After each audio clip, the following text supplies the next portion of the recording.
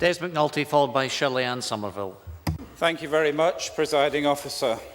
Well, the affair between the Liberal Democrats and the SNP was short-lived.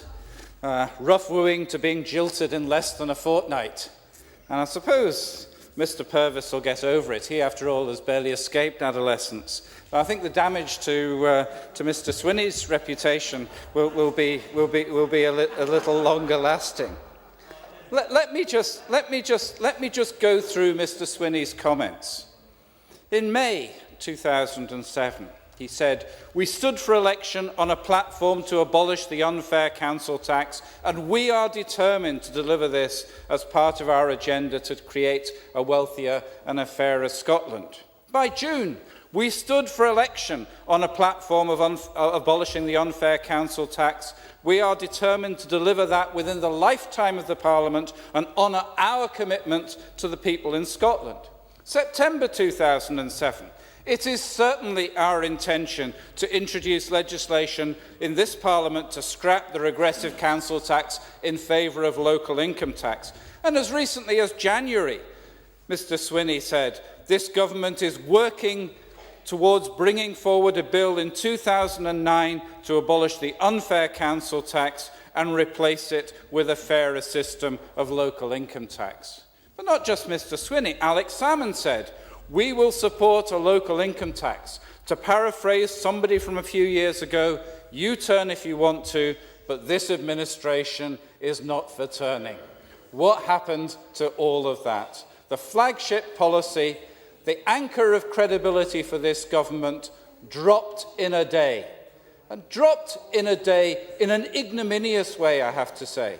Trying to blame the Labour Party, the Conservative Party, a big boy with a big stick somewhere else who prevented them from doing it, from initiating or taking forward their flagship policy.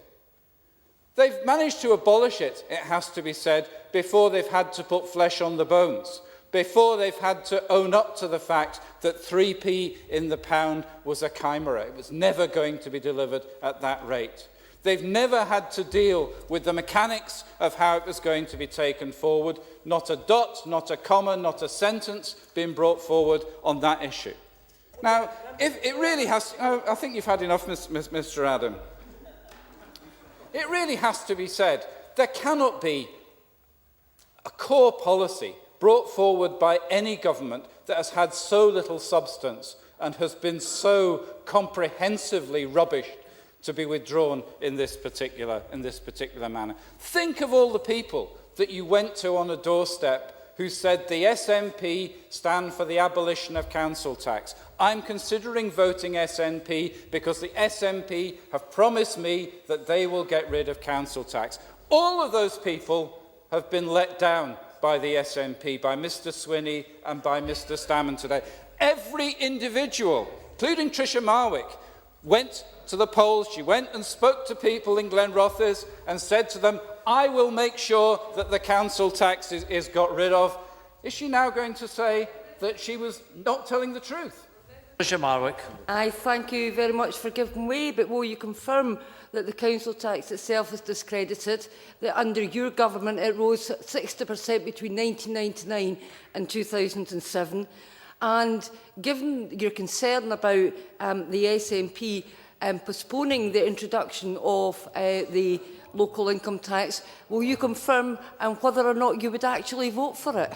Can I remind members to make marks through the chair, please? Des McNulty. Well, I don't think Tricia Marwick or any other member of the SNP at the last election was saying, we will abolish the council tax, but we won't do it yet. We won't do it in this Parliament. We might do it after the next election, after this one. That wasn't what they were saying on the doorsteps. They were saying that this is central to our appeal to you. This is what we will do. It was advertised in every SNP candidate's leaflet. Every single SNP candidate's leaflet said, we will do this.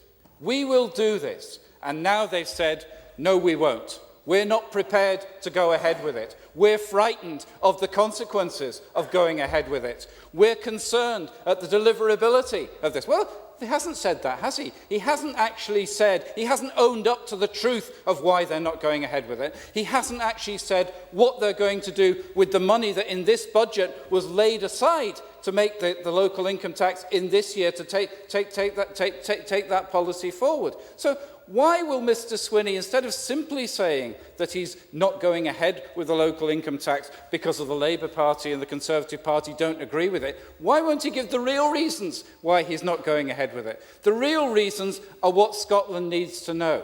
And what they also need to know, I have to say, Mr Swinney, is whether you're going to go ahead with the agenda put forward by Mr Adam. Because I have to say that people in my constituency, people in Clydebank, are suffering as a consequence of the settlement that you've put in place at the present point in time. The SNP Council in West Dunbartonshire is proposing significant closures in health projects, in employment projects, for community arts, for carer support, services for elderly people, which were previously delivered through Supporting People money. All of these things are either already taken away or they're about to be taken away as a result of the settlement that we've got today. The SNP has produced a hit list of libraries, community centres, nurseries and other community provision for closure, a list which the SNP councillors say represents scaremongering. But they published it. They said these are the lists of proposed cuts that we're considering. Now, it may be that some of these things don't go ahead because the council has factored in a zero inflation into its member wind up, for please. the budget.